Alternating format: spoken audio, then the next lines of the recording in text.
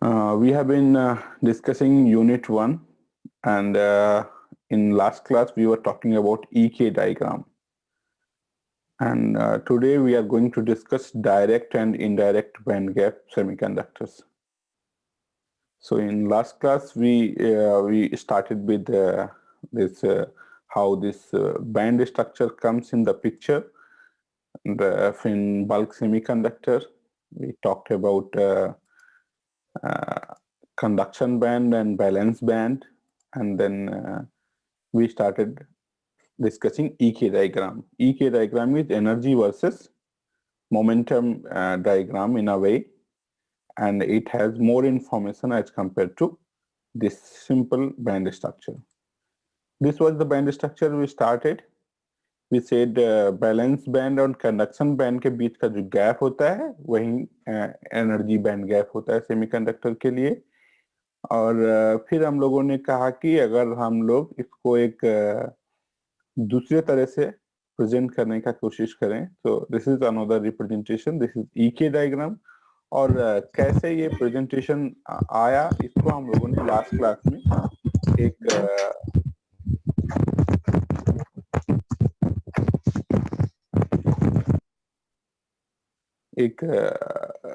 पहले हम लोगों ने एक वीडियो देखा था, उसमें उन्होंने सिनोय सर का एक वीडियो था IIT दिल्ली के, so he was explaining how we go through from this diagram to this diagram. तो जो हम लोगों ने क्रोनिग-पेनी मॉडल पढ़ा है जहां से पहले बैंड स्ट्रक्चर अलाउड और फॉरबिडन एनर्जी बैंड की बात आई, वहीं से उसी की इक्वेशन को लेके उन्होंने एक रिप्रेजेंटेशन डिस्कस किया। तो this was reduced zone picture where we take only these two, and upper one present conduction band and lower one present valence band. On y-axis this is energy, on x-axis this is k. K is representing momentum, so energy momentum relationship is represented here, and the gap between this is represented by band gap. So this was the earlier simplistic view which we learned. We discussed that कि conductors जो होते हैं उसमें conduction band balance band overlapping होता है और semiconductor के बीच में कुछ गैप होता है और इंसुलेटर के बीच में एक गैप काफी ज्यादा होता है। तो इस चीज को हम लोगों ने पहले क्लासेस में डिस्कस किया है। एक पिक्चर था, just want to show you picture also. So let me go on that slide where we found this picture. Here we have discussed that in conductors, these bands are overlapping, और semiconductor में ये 1 electron volt के आसपास gap होता है, और conduction band और valence band के बीच में जो इंसुलेटर्स होते हैं या तो नॉन कंडक्टर्स होते हैं जो इलेक्ट्रिसिटी के कंडक्टर्स नहीं हैं, उनके बीच का गैप काफी ज्यादा होता है। जैसे कि ये डायमंड के लिए दिखाया गया वो 6 इलेक्ट्रॉन वोल्ट के गैप है। और सेमीकंडक्टर में हम लोगों ने बात किया कि दो तरह के चार्ज कैरियर्स होते हैं, एक इलेक्ट्रॉन्स और एक holes. Holes basically vacancy of electrons होते हैं, बैलेंस बैंड से कुछ इलेक्ट्रॉन कुछ एनर्जी पाके कंडक्शन बैंड में चले जाते हैं, तो उनसे जो वैकेंसी क्रिएट होता है उसको होल्स कहते हैं। और सेमीकंडक्टर में कंडक्टिविटी के लिए दोनों रिस्पॉन्सिबल होते हैं, electron as well as hole. तो मिलते क्या बेड पे कुछ चिपके।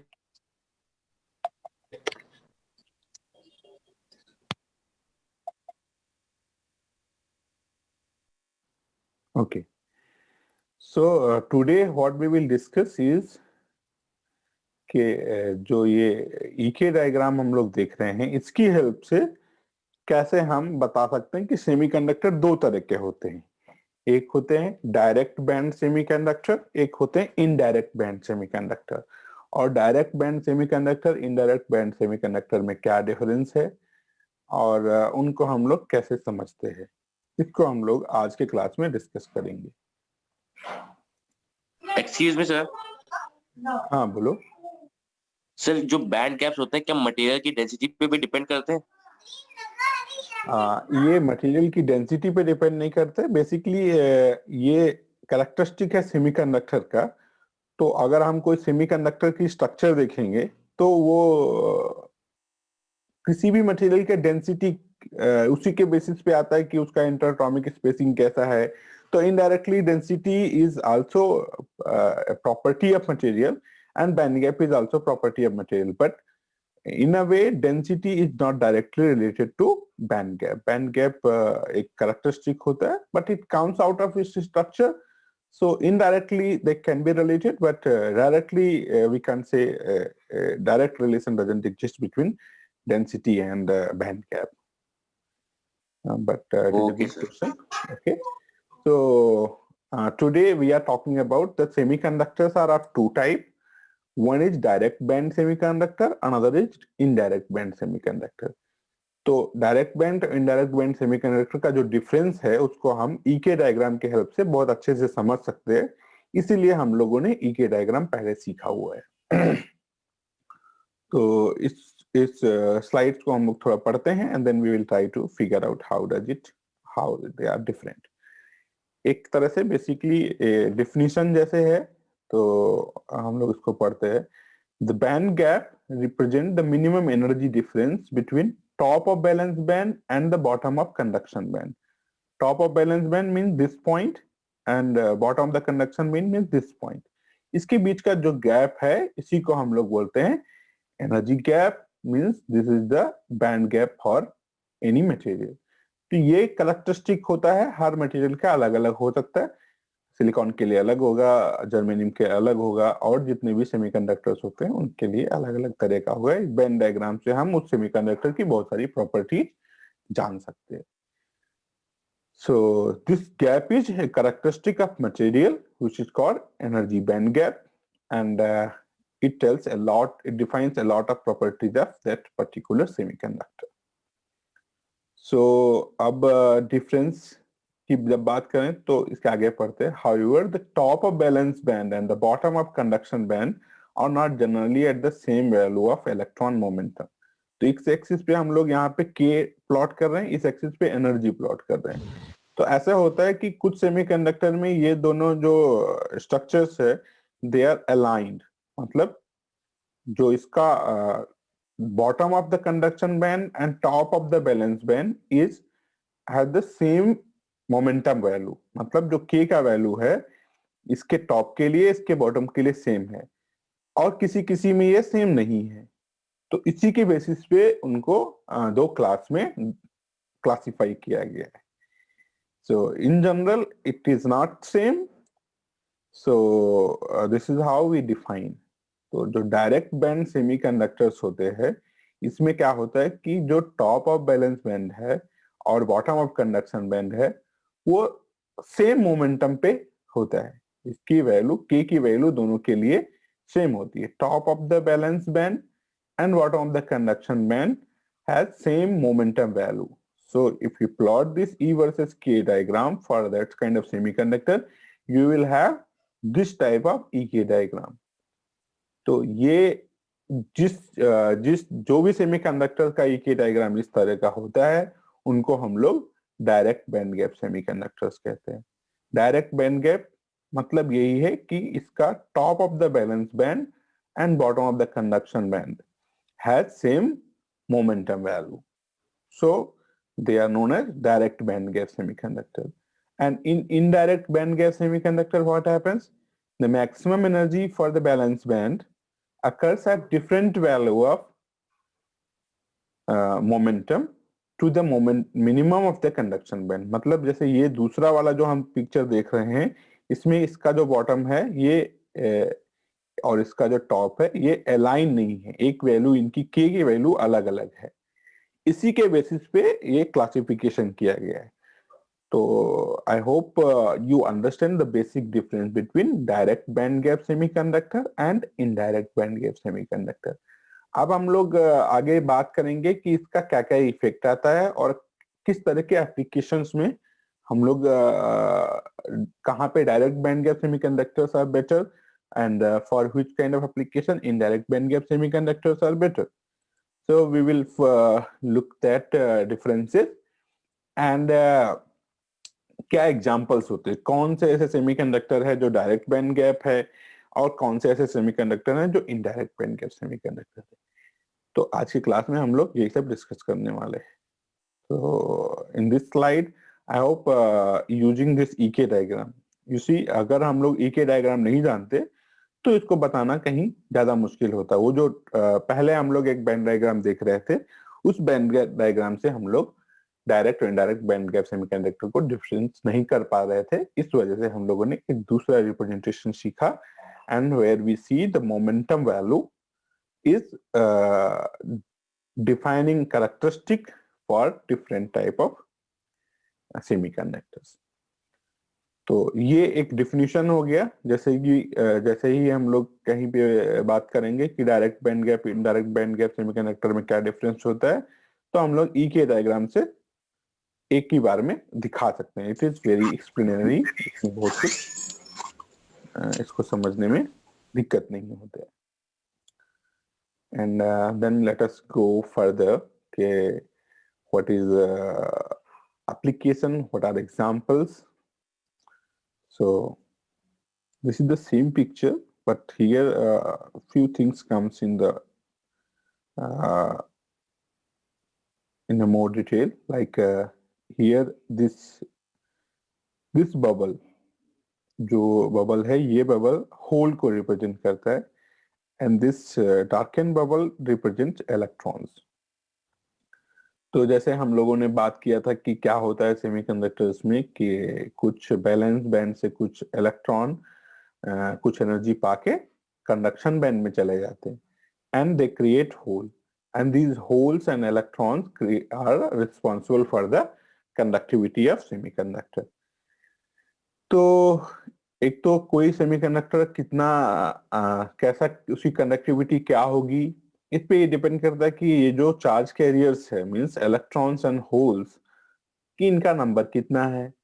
और this is why it depends on temperature as well. जैसे हम अगर टेम्परेचर बढ़ाएंगे तो it means we give some energy, तो क्या होगा, ज्यादा से इलेक्ट्रॉन बैलेंस बैंड से कंडक्शन बैंड में चले जाएंगे, तो there will be more number of holes, more number of electron.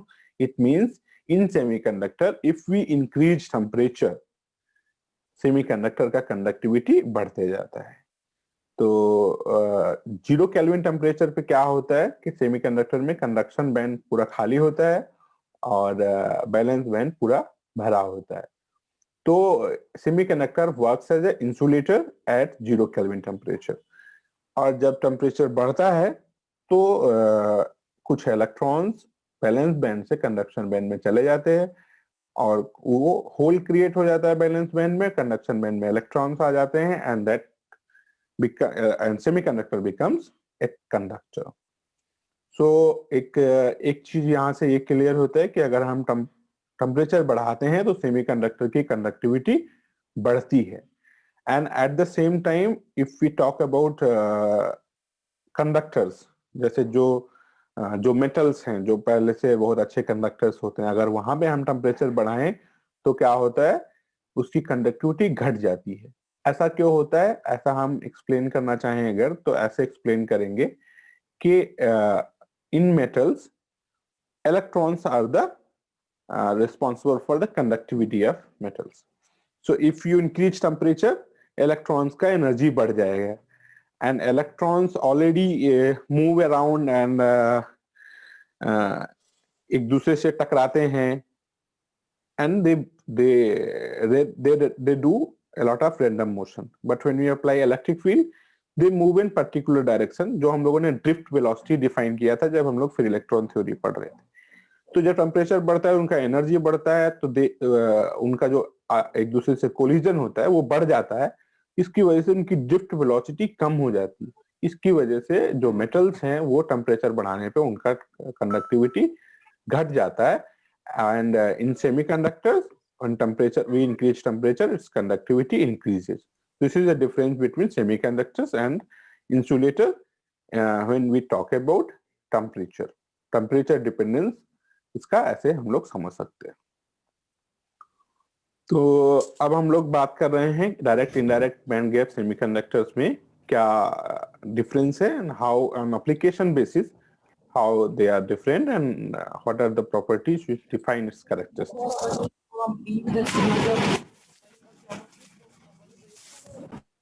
Okay, so the difference between two is most important in optical devices. Optical devices मतलब वो devices जो हमारा optics जैसे हम लोग पढ़ते हैं ना, तो ऑप्टिक्स मतलब जो एनर्जी रेंज, जो लाइट हम लोग देख पाते हैं, मतलब हमारी आंखें कुछ पर्टिकुलर इलेक्ट्रोमैग्नेटिक वेवलेंथ की रेंज में काम करती हैं। तो 400 नैनोमीटर से 800 नैनोमीटर की रेंज में जो इलेक्ट्रोमैग्नेटिक वेव्स होती हैं, we our eyes are sensitive for that.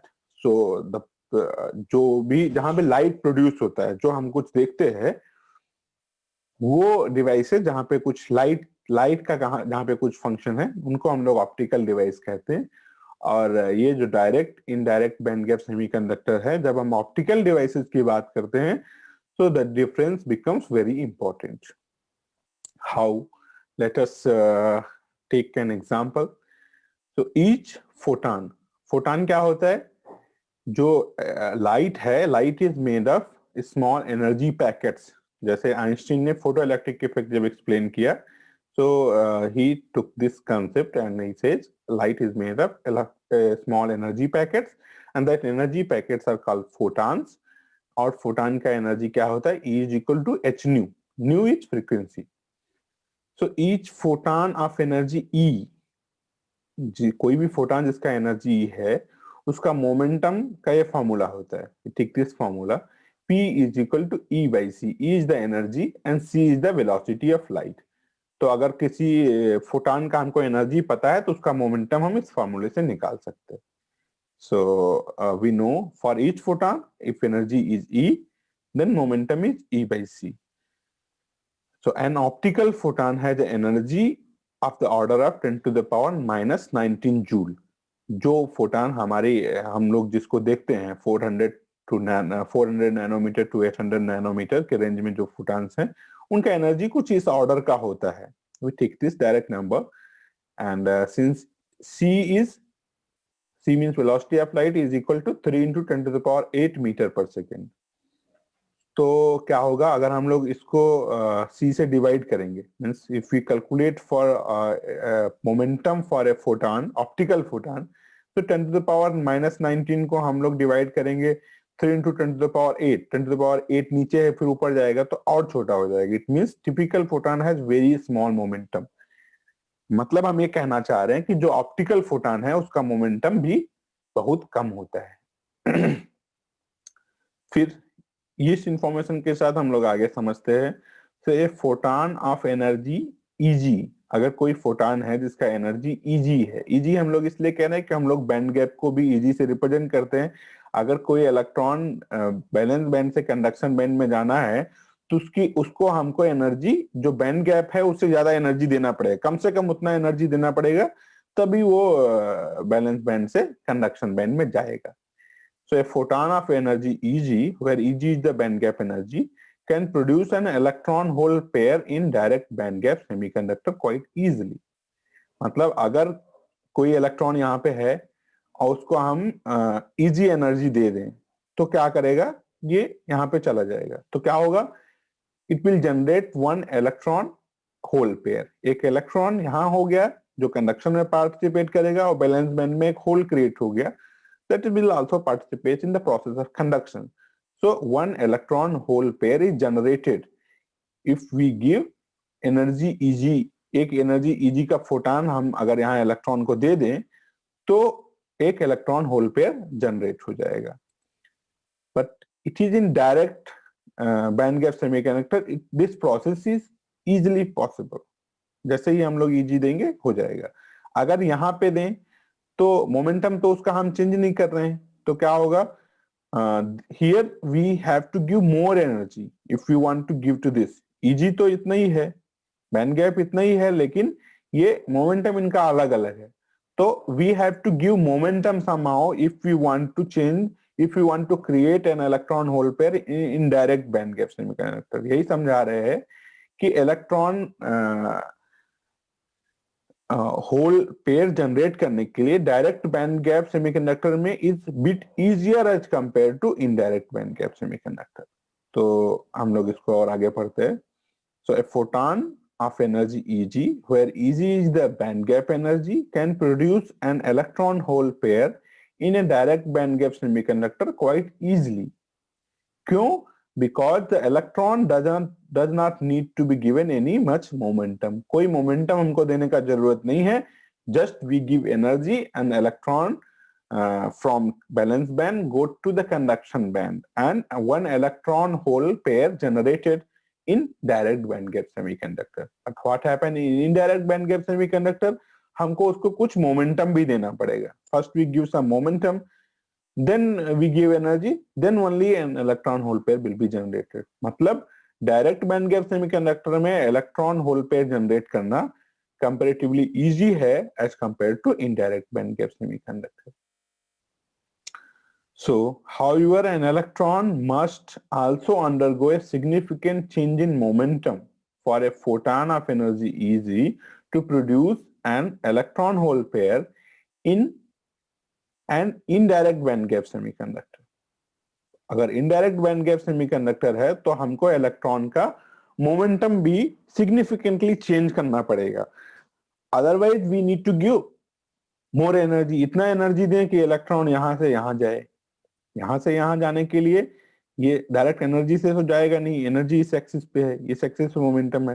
तो first we give momentum, then we give energy. Means we have to give energy and momentum both in indirect band gap. Indirect band gap semiconductor के case में simple energy देने से काम नहीं चलेगा.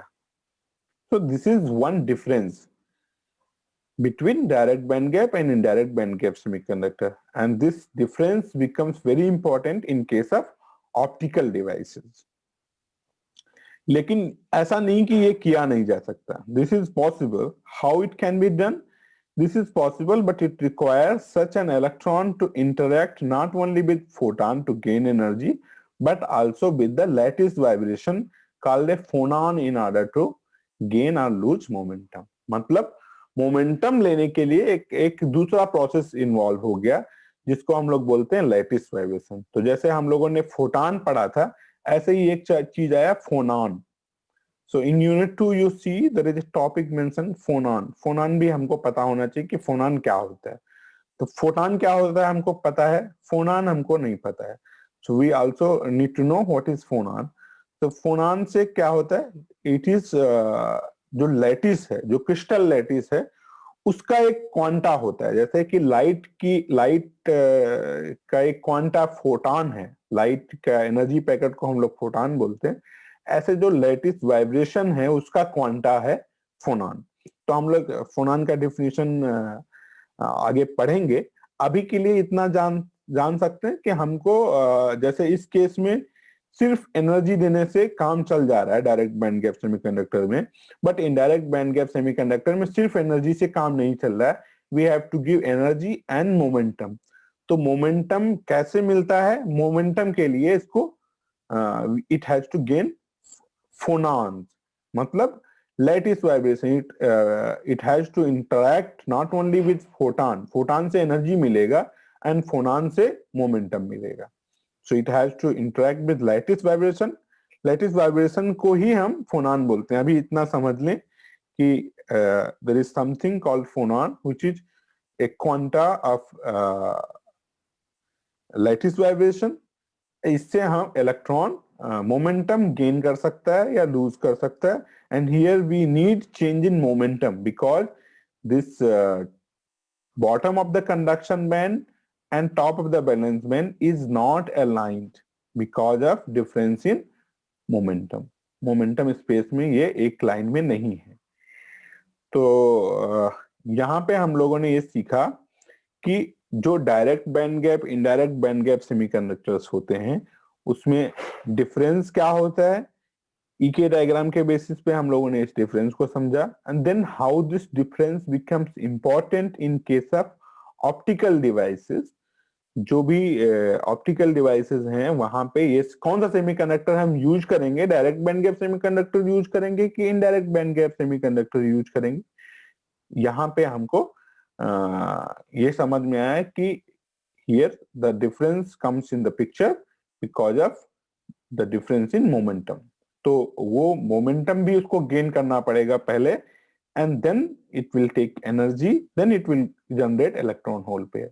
मतलब electron hole pair generation is quite easier in direct band gap semiconductor, where it is bit complicated, and here to generate an electron hole pair, electron has to interact with photon to get energy, and it has to interact with lattice vibration, that is phonon, to gain momentum.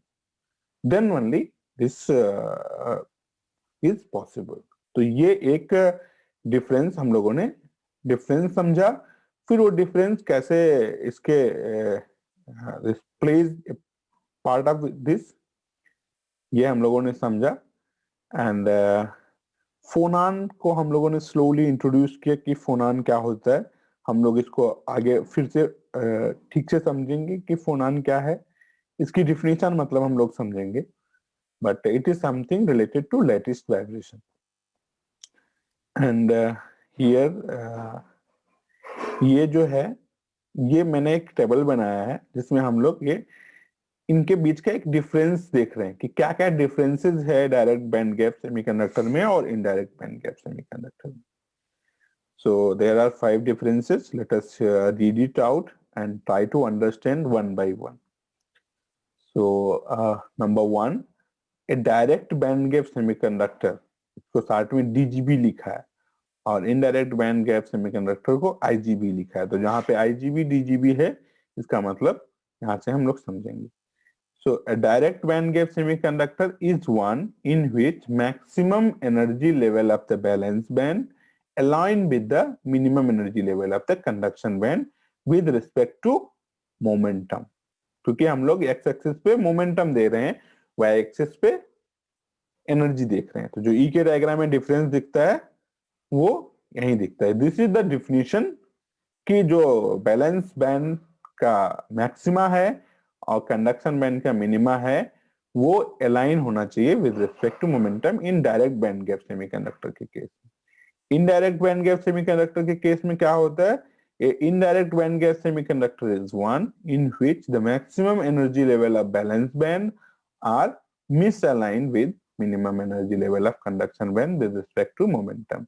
इसमें align है, इसमें misalign है। मतलब जो हम लोगों ने वो पहला पिक्चर देखा, this it is talking about this thing. This is aligned, this is not aligned. This is one difference.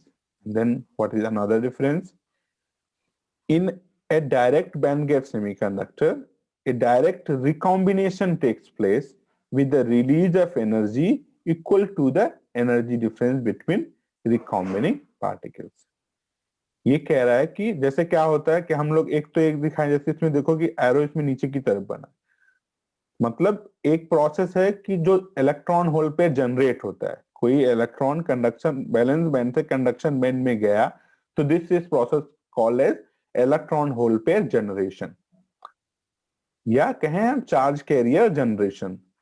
And it is also possible कि इलेक्ट्रॉन बैलेंस कंडक्शन बैंड से इलेक्ट्रॉन फिर से बैलेंस बैंड में आ जाए। तो जब आएगा तो क्या होगा, इतना एनर्जी डिफरेंस का क्या होगा, एक वो एनर्जी रिलीज होगा। That energy is release in form of photon, and this process is called recombination. Generation and recombination दोनों प्रोसेस है। जनरेशन मतलब जब इलेक्ट्रॉन बैलेंस बैंड से कंडक्शन बैंड में जाता है तो एक इलेक्ट्रॉन होल पेयर जनरेट होता है, and when electron comes back to conduction band to valence band, this process is called combination. और वहां पे एक इलेक्ट्रॉन होल पेयर जो जनरेट होता है वो खत्म हो गया, इलेक्ट्रॉन जो बैलेंसी था वहां पे आके सेट हो गया, so it is called combination. तो ये कह रहा है कि अगर डायरेक्ट बैंड गैप सेमीकंडक्टर है तो डायरेक्ट कॉम्बिनेशन पॉसिबल है, क्योंकि वो सेम लेवल पे है, सेम एनर्जी सेम एनर्जी का एक फोटॉन रिलीज होगा और वो रिकॉम्बाइन हो जाएगा। What happen in case of indirect band gap semiconductor? Due to relative difference in the momentum, क्योंकि momentum इनका अलग है, first the momentum is conserved by release of energy, and only after the momenta align themselves the recombination occurs accompanied with the release of energy. मतलब यहाँ पे जैसे हम लोगों ने फिजिक्स में पढ़ते हैं कि मोमेंटम और एनर्जी हमेशा कंजर्व रहता है. सो दैट कंजर्वेशन जो फिजिक्स के लॉज हैं they are always true anywhere irrespective of the condition. तो ऐसा नहीं हो सकता कि यहाँ पे एनर्जी कंजर्व ना रहे, मोमेंटम कंजर्व ना रहे. सो टू क्योंकि यहाँ पे मोमेंटम में डिफरेंस है, इसकी वजह से क्या होगा, due to relative difference in momentum first the momentum is conserve by release of energy. तो कुछ एनर्जी रिलीज होगा तो मोमेंटम कंजर्व होगा, and then only after the momenta align themselves तभी रिकॉम्बिनेशन होगा. तो यहाँ पे recombination process is not straight forward as compare to direct band gap. Direct band gap semiconductor में recombination process is straight forward. जैसे कि generation process straight forward है, ऐसे ही रिकॉम्बिनेशन प्रोसेस. तो ये दोनों प्रोसेस एक दूसरे के कॉम्प्लीमेंट्री हैं, और जो रियल सेमीकंडक्टर होते हैं उसमें ये जनरेशन रिकॉम्बिनेशन होता रहता है. Okay, then let us go to the third point. Third point is the efficiency factor of direct band gap semiconductor is much more than of indirect band gap semiconductor. And efficiency factor मतलब ये जो combination generation हो रहा है ये कितना smoothly हो रहा है, कितना fast हो रहा है. This is like efficiency factor. So in case of direct band gap semiconductor, it is more as compared to indirect band gap semiconductor. But what happens in indirect semiconductor? The probability of radiative recombination is much less as compared to in that case of direct band gap semiconductor.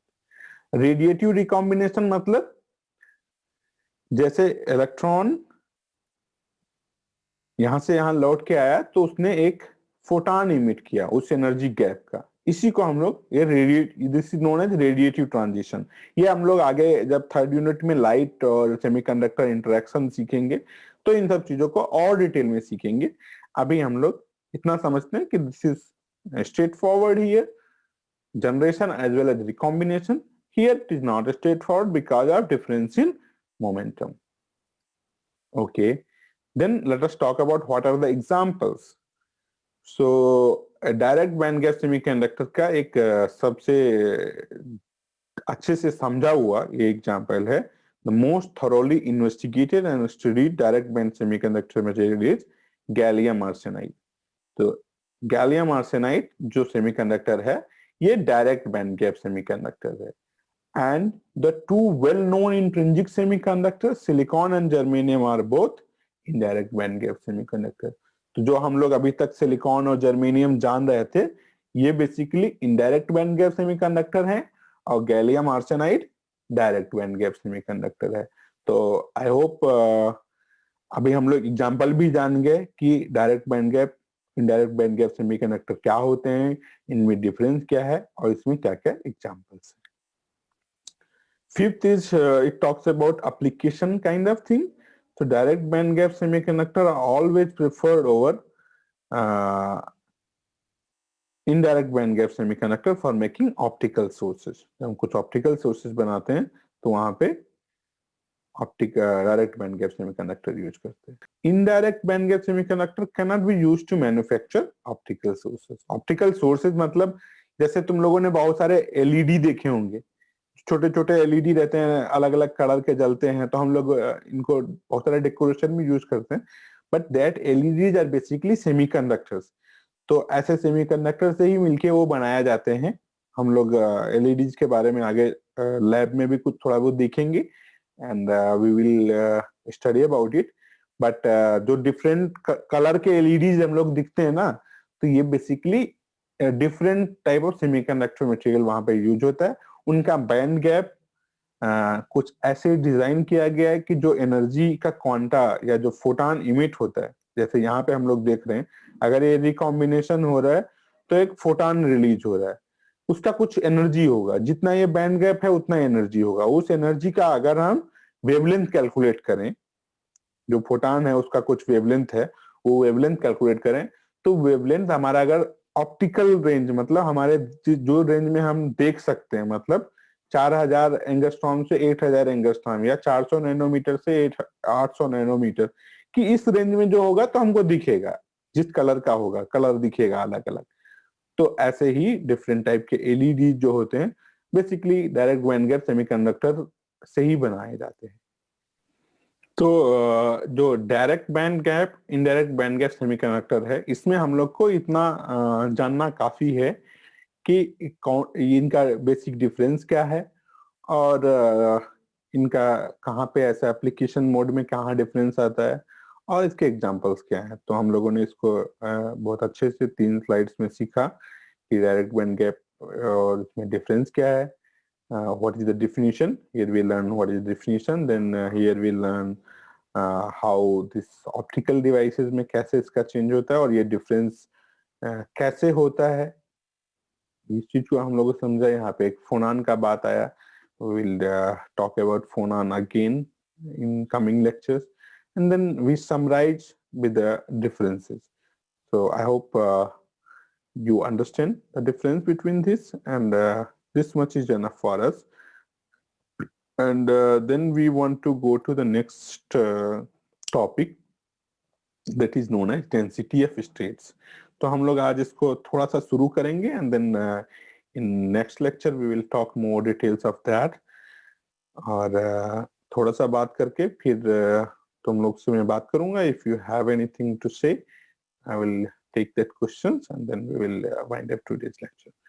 So density of state basically क्या होता है और एक ये जो picture है इसमें क्या दिखाया गया है, ये सब चीज हम लोग अभी डिस्कस करेंगे. So let us read this out. The density of state is essentially the number of different states at a particular energy level that electrons are allowed to occupy, and the number of electron states per unit volume per unit energy. जैसे हम लोगों ने देखा कि electrons को कुछ energy states allowed हैं, कुछ नहीं अलाउड हैं और डिफरेंट डिफरेंट मटेरियल के लिए ये अलग तरह का डेंसिटी ऑफ स्टेट्स होता है. तो इसको हम लोग इसकी जो स्टेट्स हैं उसकी डेंसिटी की बात करें. डेंसिटी हम लोग जानते हैं, तो ऐसे ही बोला कि number of electron states per unit volume per unit energy. कुछ पर्टिकुलर एनर्जी रेंज हम लोग ले लें, उस एनर्जी में कितनी स्टेट्स अलाउड हैं, from that we can calculate density of state. So this is why we are learning it and why it is important. We will eventually discuss this. तो जो बल्क प्रॉपर्टीज हैं, मतलब जो semiconductor की properties हैं, like specific heat, paramagnetic susceptibility and transport phenomena of conductive solids depend on this function. So these are the properties which directly depend upon density of states. Density of state कितना है ये अगर हमको पता है तो उससे हम बहुत सारे उसकी प्रॉपर्टीज जान सकते हैं. So density of state calculation allows one to determine the general distribution of states as function of energy and can also determine spacing between energy bands in semiconductor. So this is the basic definition and why it is important and what are its function. We have been written it in this two three sentences. फिर यहाँ पे क्या देख रहे हैं, ये हम लोग बेसिकली आगे यूनिट में पढ़ेंगे जब डायमेंशनलिटी का बात होगा कि कम जो डायमेंशन पार्टिकल्स मटेरियल है, नैनो मटेरियल या इस तरह के, उसमें डेंसिटी ऑफ स्टेट कैसे वेरी करता है. तो ये पिक्चर दिखाता है, ये हम लोग फिर आगे और डिटेल में पढ़ेंगे. But as of now you see this is bulk material, मतलब जो हम सेमीकंडक्टर की बात कर रहे हैं. But if you reduce its dimension, 2 dimensional हो जाए, देन 1 डायमेंशनल हो जाए, 0 डायमेंशनल हो जाए, तो इस तरह का जो मटेरियल्स है उनके साथ डेंसिटी ऑफ स्टेट कैसे वेरी करता है एनर्जी के कंपेयर में. यहाँ पे एक्स एक्सिस पे डेंसिटी ऑफ स्टेट है, वाई एक्सिस पे एनर्जी है. तो फॉर बल्क सेमीकंडक्टर जिस लेवल पे हम लोग अभी हैं, all this will come into later discussion. आगे हम नैनो वायर, नैनो पार्टिकल और ये 2 डायमेंशनल मटेरियल की बात करेंगे. तो बेसिकली हम लोग का जो कोर्स है एप्लीकेटिव नेचर का है, तो ये सब चीजें आगे डिस्कशन में आएंगे. But I got this picture so I thought to put it here. later on when we'll discuss we will remember this, किया था, कुछ पढ़ा था। तो ये अभी हम लोग इस लेवल पे है जहां पे बल्क मटेरियल की डेंसिटी ऑफ स्टेट एनर्जी से कैसे वेरी करता है। So it varies, density of state varies e to the power half, मतलब अंडर रूट ई, ऐसे वेरी करता है। और ये कैसे आया है, क्या हुआ है, ये हम लोग नेक्स्ट क्लास में we will try to go through it. Although I am avoiding all this जो डेरिवेशन है, क्योंकि डेरिवेशन में फिर बहुत सारा क्वांटम मैकेनिक्स और ये सब श्रोडिंगर इक्वेशन, डिफरेंशियल इक्वेशन, ये सब आता है। So I try to avoid that part, but जहाँ पे कुछ नेसेसरी है तो we have to do it. So we will discuss density of state in next lecture कि ये कैसे proportional to e to the power half होता है। डिफिनीशन इसका ये है कि जो number of electron states per unit volume per unit energy is given by density of state, and this function is very important in defining a lot of bulk properties of that material.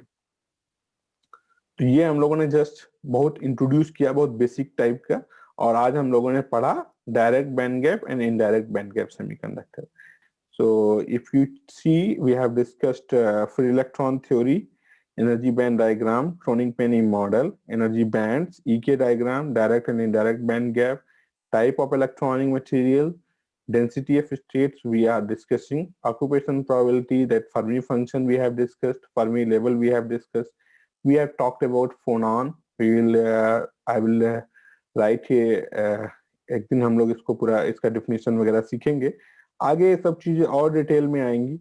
and what is effective mass we will talk in some day.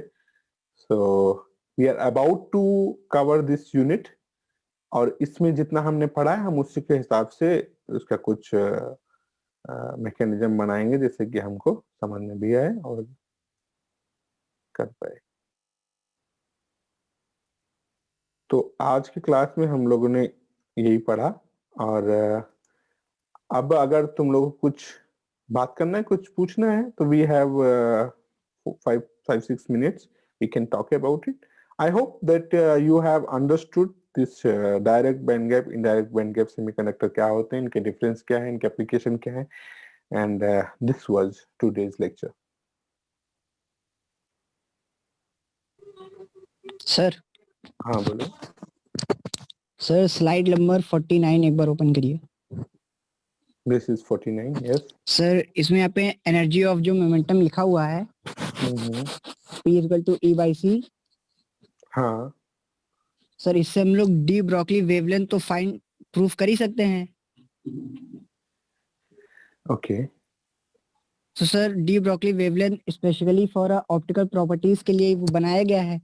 तो sir D ये जो broccoli energy of momentum है, तो sir ये जो energy है वो sir optical properties भी तो शो कर रहा है सेमीकंडक्टर का। सर एक क्वेश्चन आपने करवाया था, उसमें बताया गया था कि क्लासिकल फ्री इलेक्ट्रॉन थ्योरी कौन कौन सा एक्सप्लेन कर दी है। तो सर ऑप्टिकल प्रॉपर्टीज तो इसमें तो शो हो रहा है। ओके ठीक है, मैं तुम्हारा बात समझ गया। हम लोग अभी जो बात कर रहे हैं ये फोटॉन का बात कर रहे हैं। जो फ्री इलेक्ट्रॉन थ्योरी था वो बात कर रहा था कि जो कोई कंडक्टर है वहां पे सेमीकंडक्टर इंसुलेटर की फ्री इलेक्ट्रॉन थ्योरी बात ही नहीं कर पा रहा है। बट जो तुम बोलो कि मेटल की जो ऑप्टिकल प्रॉपर्टीज होती है, मेटल की ऑप्टिकल प्रॉपर्टीज होती है कि जैसे कोई मेटल ट्रांसपेरेंट है तो हम उसको ट्रांसपेरेंट देख पा रहे हो, तो उसका रीजन ये है कि जो लाइट है वो उसको पेनिट्रेट करके जा पा रहा है। तो इसको कैसे एक्सप्लेन कर रहा है free electron theory? If free electron theory is able to explain that optical properties of material, then it is called something. And here हम जो हम लोग यहाँ बात कर रहे हैं, यहाँ हम लोग सेमीकंडक्टर्स की बात कर रहे हैं, उसमें हम लोग जो एनर्जी मोमेंटम या रिलेशन का बात कर रहे हैं, this is particularly for optical devices जो हैं या ऑप्टिकल रेंज, जो हम जिस रेंज में देखते हैं उसके फोटॉन की कुछ एनर्जी होती है। और फोटॉन मतलब this is nothing to related to material. Photon is energy quanta of light. जो भी हम इलेक्ट्रोमैग्नेटिक वेव्स होते हैं उसको हम लोग उसका क्वांटा फोटॉन है। और जो रेंज हम लोग जिसमें देखते हैं उसको हम लोग ऑप्टिकल रेंज बोलते हैं या हम विजिबल रेंज बोलते हैं, जैसे उसका डिफरेंट एक्स रेज और गामा रेज, ऐसे बहुत सारे इलेक्ट्रोमैग्नेटिक रेडिएशन का पूरा क्लासिफिकेशन है। उसमें जो ऑप्टिकल रेंज है उसकी एनर्जी कितना होता है, मोमेंटम कितना होता है, इसको यहाँ पे कैलकुलेट कर रहे हैं। And this relation gives momentum for particular, कोई फोटॉन का अगर एनर्जी ई है तो मोमेंटम कितना होगा ये बताता है। तो यहाँ पे हम बेसिकली ऐसे कुछ ऑप्टिकल प्रॉपर्टीज की बात नहीं कर रहे हैं कोई ऐसे मटेरियल का, लेकिन हम ये समझाने की कोशिश कर रहे हैं कि इस रेंज की जो फोटॉन है उसका मोमेंटम बहुत कम होता है, and that momentum we have to supply here when we want to generate an electron hole pair. तो ऐसे है। और बाकी जो तुम वो बात कर रहे हो कि free electron theory optical properties को एक्सप्लेन करता है, so that is something not related to this year, क्योंकि हम लोग अभी बैंड थ्योरी पढ़ने के बाद direct band gap indirect band gap की बात करें, but that thing is there कि ये जैसे जो नोट्स मैंने तुमको अलग से भेजा था फ्री इलेक्ट्रॉन थ्योरी का, उसमें बताया कि ऑप्टिकल प्रॉपर्टीज को एक्सप्लेन करता है। तो this is okay, it can explain few properties, few optical properties. Optical properties मतलब जो लाइट है उसका मटेरियल से कैसे इंटरेक्शन हो रहा है। और हम लोग आगे चल के सेमीकंडक्टर लाइट इंटरेक्शन करके एक थर्ड यूनिट है हम लोग के सिलेबस में, उसमें और डिटेल में ये सब कुछ पढ़ेंगे, देन और क्लियरिटी आएगा। ओके सर, ठीक है। Anyone else, if you have something to ask, you can ask. Otherwise, I think आज की क्लास में हम लोग को direct indirect band gap semiconductor के जो डिफरेंसेस हैं उसकी डिफिनेशन है, ये होपफुली सबको समझ में आया होगा। और नेक्स्ट में हम लोग डेंसिटी ऑफ स्टेट्स का बात करेंगे, और लगभग हम लोग यूनिट 1 कंप्लीट करने वाले हैं। एंड इन ट्यूटोरियल हम लोग थोड़ा सा कुछ छोटे छोटे प्रॉब्लम सॉल्व करेंगे इसकी बेसिस पे। सर जो ई के डायग्राम में सर जो माइनस पाई बाई ए और सर पाई बाई ए है, सर ए का मतलब क्या है वहां पे? ए जो होता है ना बेसिकली, ये वो जो इंटरएटॉमिक स्पेसिंग है उसको ए यहाँ पे रिप्रेजेंट कर रहे हैं। और ये हम लोग बहुत डिटेल में नहीं गए, क्योंकि ये होता क्या, जैसे उन्होंने दिखाया था कि ये ऐसे है, इसके बाद वो रिपीट हो रहा है, ऐसे स्ट्रक्चर फिर ऐसे स्ट्रक्चर फिर ऐसे ही ऐसे बनते जा रहा है, इधर भी इधर भी। तो उसको बोलते हैं पीरियोडिक जोन पिक्चर, और ये लिया रिड्यूस जोन पिक्चर। तो a is interatomic spacing for the particular crystal, जो भी सेमीकंडक्टर मटेरियल हम लोग दे रहे हैं वो है। और ये जो बाउंड्री होता है इसको ब्रिलुआ जोन बोलते हैं। अब ब्रिलुआ जोन की हम लोग को जरूरत नहीं है, तो इसलिए हम लोग बहुत डिटेल में ना जाके इसको सिंपली से समझ लिए। तो ए जो तुम पूछ रहे हो बेसिकली इंटरएटॉमिक डिस्टेंसिंग होता है। ओके सर, ठीक है। Okay, so we are winding up today's lecture. Thank you. Have a nice day. We'll meet tomorrow. Thank you, sir. Welcome. Good day, sir. Thank you, sir.